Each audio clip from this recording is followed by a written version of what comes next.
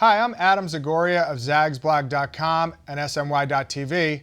Welcome to the Big East Report. Calling into the studio today is Rutgers head coach Mike Rice to talk to us about the upcoming July recruiting period, as well as what lies ahead next season for the Scarlet Knights. Coach Rice, how are you doing today, sir? I'm wonderful. Thanks for calling in. We appreciate a few minutes of your time.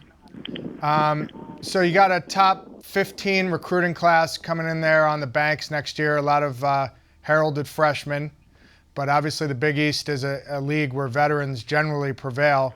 What are your expectations for this young team, and what can the Rutgers fans expect?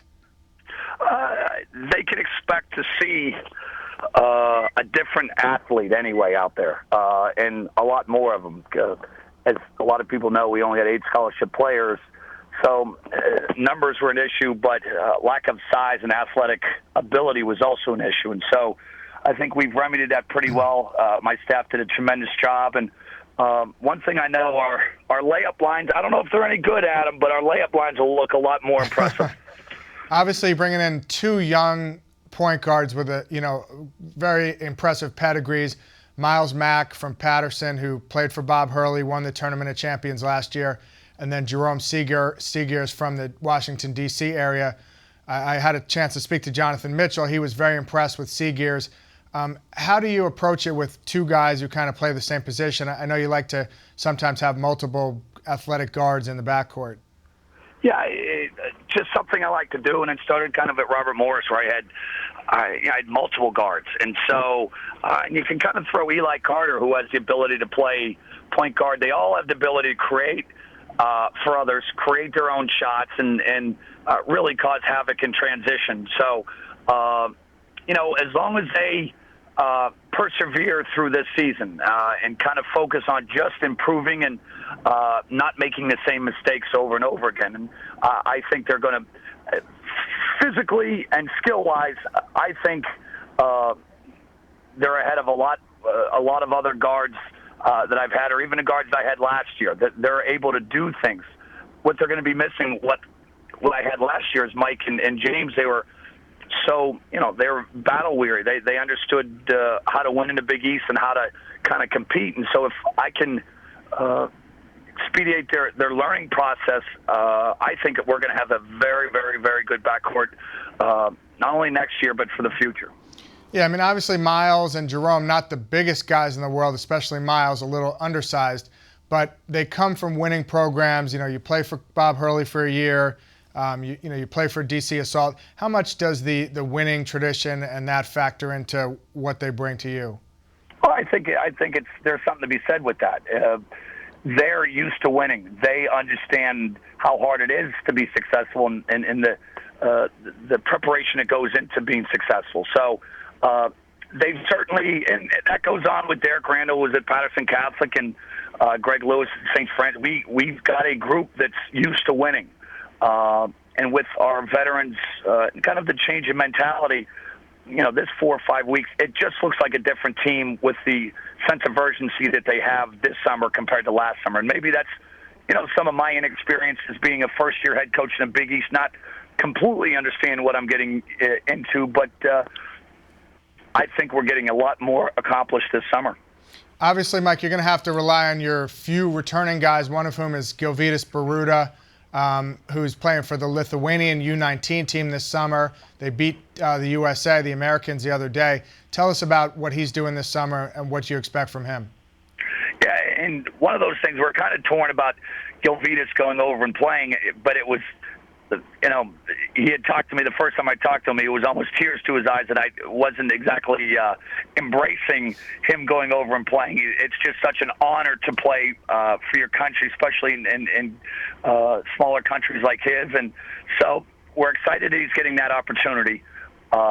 He's playing a ton of basketball, 2 or 3 days, and getting a lot of skill work. And what I wanted him to do was change from the 5 position kind of to the forward position, to a face-up 4, kind of a Jonathan Mitchell. Maybe not as much on the perimeter, but he's got to kind of change position, so to speak. And so I think he's certainly, with all the number of games he's going to be playing this summer and the amount of work they put in, I'm excited to see him come back in August. That's for sure.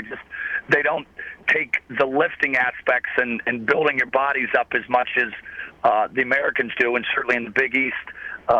If you're not physically able to, compete night in, night out, you're not going to be very successful. So that also is. I hope he doesn't come back 15 pounds less than when he left us. And obviously another key guy for you is Dane Miller. He had a great freshman year, kind of challenged Lance Stevenson for the Big East Rookie of the Year honors that year. And then I would say last year, in some eyes, maybe took a step back or plateaued out. What does he need to do this year to really step up and be one of your better players, if not your best player? Yeah, and again, those people who think that have no idea about the game. They apparently don't watch film or don't watch the other side of the where you're actually defending, because he learned and improved so much defensively, off the ball, on the ball, with his positioning, everything that he did. He kind of, to be honest, you sacrificed a little bit of his offense just because we focus so much on our team defense, on the individual defense, that I think he understands the game more. His assist was 1-to-1 assists instead of 1-to-2, which he had a negative his first year. He's grown and he developed last year. This year, I hope he's a little bit more selfish, and then I think he is. This summer, he's really concentrating on tightening his handle, adding some dribble moves to his game, some pull-up jumpers, and not just the floaters that he usually shoots. And again, it all boils down to, can you consistently knock down an open jumper? And so if he can add that, if he can be a little bit more selfish and attack some of his weaknesses this summer, I need him. I need him to score, 12 to 14 points and shoot over 44%. And I think he's capable. Athletically, we all know he's capable. It just if he just works keeping that gym, I think he'll have a good junior year. All right, Mike, we're about to head into the July live recruiting period here. I know it's a busy month for the coaches. You got to do a lot of travel. I know you can't speak specifically about kids, but generally speaking, what camps and events will you be going to and your staff? And generally, what are you looking for going forward in 2012 and 2013? Yeah, again, it's a little different because we don't have any scholarships on the books per se for next year. There's always attrition in the Big East. You have to recruit thinking somebody not going to, somebody's going to think they feel more comfortable at maybe a different situation. So you always have to recruit. But the good thing is we're really looking at 2013, 2014, 2015, trying to get a head start, trying to, focus in on the guys in the metropolitan area, Philadelphia, D.C., Baltimore area, that maybe we can get a head start on one of these guys and nab, a top 40, top 50 type player. So we're going to do the same, LeBron Nike camp, LeBron camp. We'll be heading down to Philly. Reebok. Yeah, Philly has now an underclassman that a lot of the New Jersey, New York kids are going to. Hoop group, team camp and hoop group camps are always big in the Northeastern. And along with, I'm going to do a junior college out in Missouri, out in St. Louis, Mullins All-Star Round Ball Review. And the Vegas and Orlando's, of course, in the end part. But you have to cover because there's so many events and so many good players. The good thing, though, this year is we're focusing on the underclassmen, and hopefully we can get a head start on the future. All right, Mike. Well, we appreciate you calling in, and I'm sure I'll see you at LeBron or at Philly, and travel safe out there. Adam, thanks for having me. Take care, buddy. Coach, take care.